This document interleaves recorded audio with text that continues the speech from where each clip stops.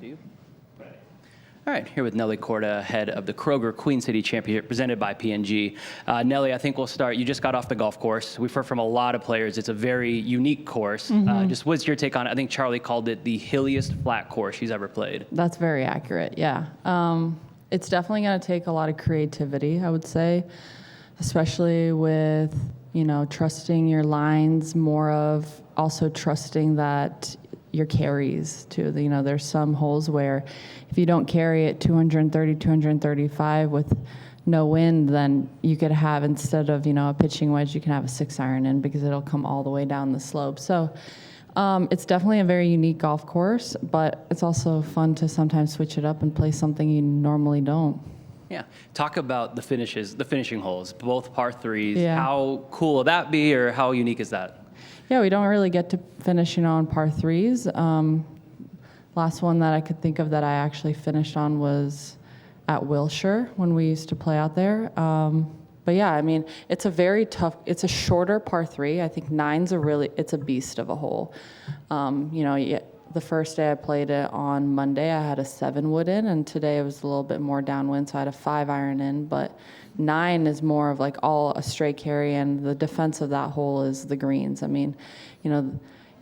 I would say the golf course is already tough enough with the way that you kind of have to route your shots, but then the greens are really tough as well. They're very undulated, just kind of like a typical Donald Ross golf course. Yeah. Last one before I open it up to media on site. Obviously, outside of the results, what do you think is the best part of your game right now? I think my patience, for sure. Mentally being on the golf course, just really enjoying it, knowing that I am going to make mistakes and that it's okay. It's not going to ruin my round, that it's okay to bounce back. Sometimes I feel like in the past I've been very scared to make mistakes, and that's locked me up a little bit. So just kind of trying to stay free on the golf course, knowing, my swing's not going to be perfect every week. Maybe to the outside, they don't see as precise of like what I see, the detailing of my golf swing, but for me, as long as I stay mentally fresh, that's the most important. Yeah. All right, we'll open it up. Sarah, you want to start? Hi. Nelly, you've had a little bit of time to digest the latest victory. Are you feeling refreshed coming into this week with a week off? If I'm being honest, not really. It was a really quick turnaround, really 6 days at home, and you need to give your body a break because you played 2 weeks in a row with all the travel too. But then it's, you're getting ready for a big summer ahead. So it's like you can't rest too much. So body doesn't feel 100%, but that's kind of, I think everyone gets into that middle of the season when you travel a lot, you play a lot, you don't really have too many weeks where you can rest, especially going into kind of the part of the season right now where we have kind of all the majors stacked up. But it was nice to be home and to kind of digest the win. And I had my family out at Chevron, and then I had Casey's family out in Mexico. So it was a lot of fun. So yeah, just enjoyed a little bit of time at home sleeping in my own bed, but also made sure to, practice a lot. This golf course has a lot of Erin Hills flavor. I know you played well there last year with just all the slopes and undulations. Do you look at this property and kind of feel like it suits your game in a way? Well, I would hope so. Yeah. But yeah, it's definitely different. I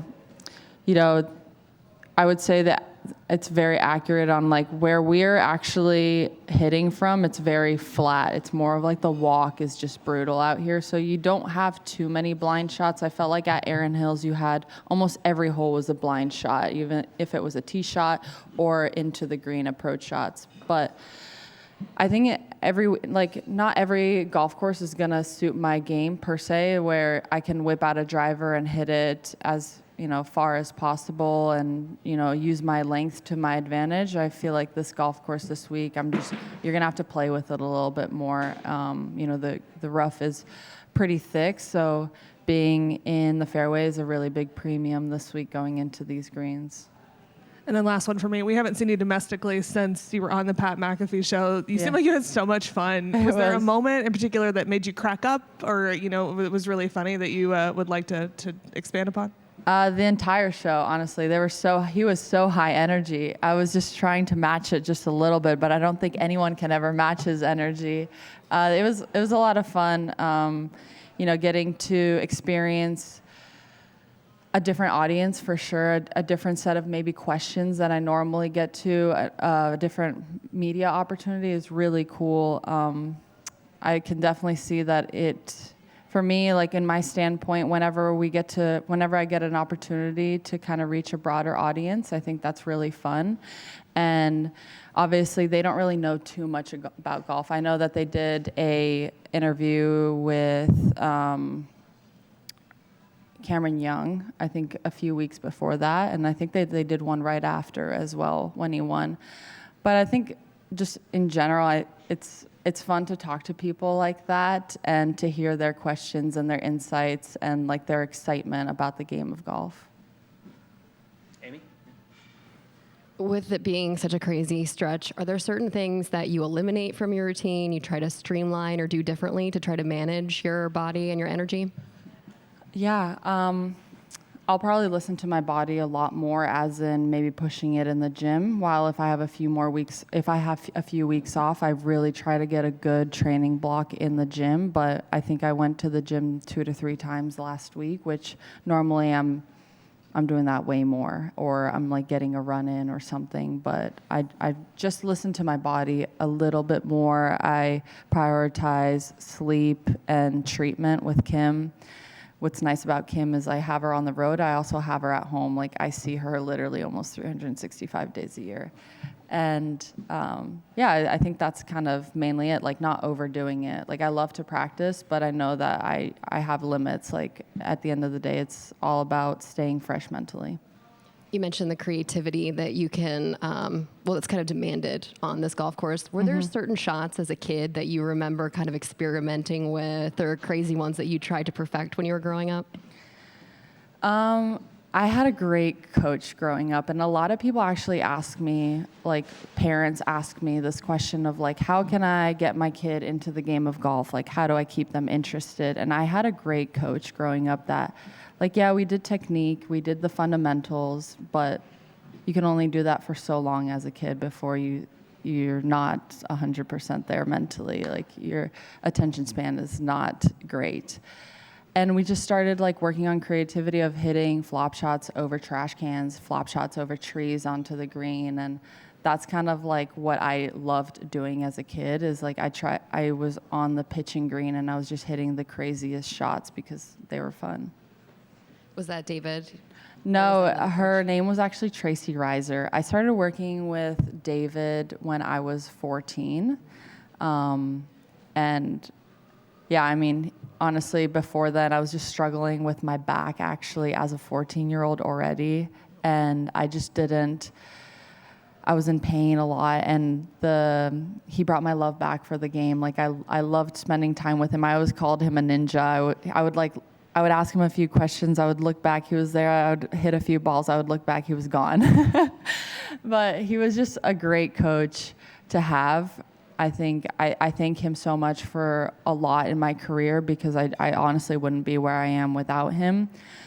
I give him credit for my swing. Like he literally built it. I have swings from when I was around 2013, 2012, where I look at it right now and I just cringe so hard. I'm like, how do my parents think the swing was okay? Like that was my main question. And but I would say as like a kid, I just worked on like a lot of the creativity side of the game versus more of like the fundamentals. Last one from me. You got on a similar hot run in 2024 to start the season. How is it different this time around? I'm just not going to put as much pressure on myself. If I have a bad week, I'm just going to brush it off and just go and try to improve the next week. I'm not going to make it seem like, I'm not going to go into a panic mode. Yeah. Shizuka? Yeah. So you just mentioned that you listen your body if you take a rest or you you practice. So I'm just wondering if you have any specific routine to recover quickly your body or to gain your more practice. Yeah, I would say, I mean, the number one thing is always sleep and rest. Is just like sometimes doing too much is too much. Like even with treatment, like yes, just because something hurts, like if you treat it too much, you're not letting that muscle or injury rest, and you just kind of need to let it be for a little bit. So the first couple of days, I just kind of live a regular life. Like I sleep in a little bit. I don't go to the gym. I just try to give my body a little bit of a break. And then after that, I mean, you know, I do the standard of making sure that my body is in alignment, because with the travel and with golf, at the end of the day, it's like a one-sided sport. So if you ever look at like a golfer, our bodies are so twisted. Like we're never like standing straight, or we're never like, we're never gonna be symmetrical. So, you know, the making sure that I'm as symmetrical as I possibly can be, my body's in line, and then I can hit the gym. How many hours do you sleep? Do I sleep? I love to sleep, but I try to get between 8 to 10. Yeah. Do you eat any like a specific protein? Yeah, I mean, as a kid already in our household, we ate very clean. So I love to cook. I love to eat clean. Yeah, I just make sure that my nutrition is a priority. The last question from me. So you mentioned you work out as professional athlete. So not as a golfer. Yeah. So just wondering, what's the important workout as professional athlete? I mean, everyone's different. You know, some people will do golf-specific exercises, but I think it just depends on like what you want to achieve in the gym. And I don't really want to do golf-specific exercises that help me with my swing, because then I start to overthink it. And when I swing freely, then that's when I swing the best. So all I'm really trying to do is just build a good foundation of strength that protects my whole structure of my body. Thank you. Yeah. And we'll finish with Jeremy. Two quick questions from me on with this being a new course. What's your typical preparation that is different from going to a course that you have played kind of year in, year out? Yeah, just do a little bit more work around the greens. You know, every year I feel like I've played Cincinnati when we played a little up north. I think it was TPC South Bend, right? Every year just played a little different. So my prep is almost the same every single time. The only thing that I have is like, okay, I have a little bit more knowledge in the back of my book that, you know, I hit this tee, I hit this shot that year, I hit this club that year off this tee. But overall, you know, I do the just stock standard. Like I just go out, play, and I chip around the greens, you know, write the X's in the book where, you know, it's just not a good place to be. But other than that, I don't do anything really crazy. We're entering a stretch kind of starting this week, going through the summer, where the LPGA is in kind of mid-market cities, but the fans come out in droves starting this week. What's the energy like from you guys when you see on the first tee, just fans along the first tee and little girls and little kids watching you as you play week in and week out? It's the best.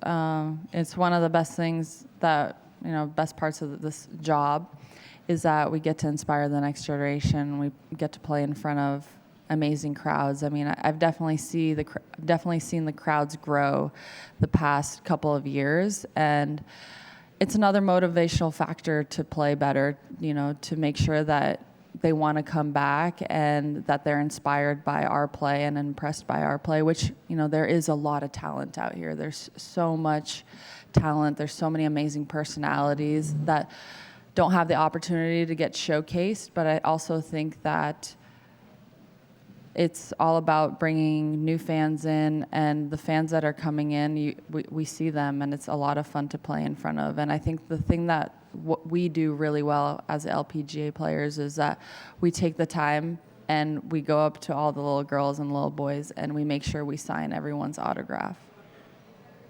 Thank you. Thanks. Thank you, Nelly. Thank you.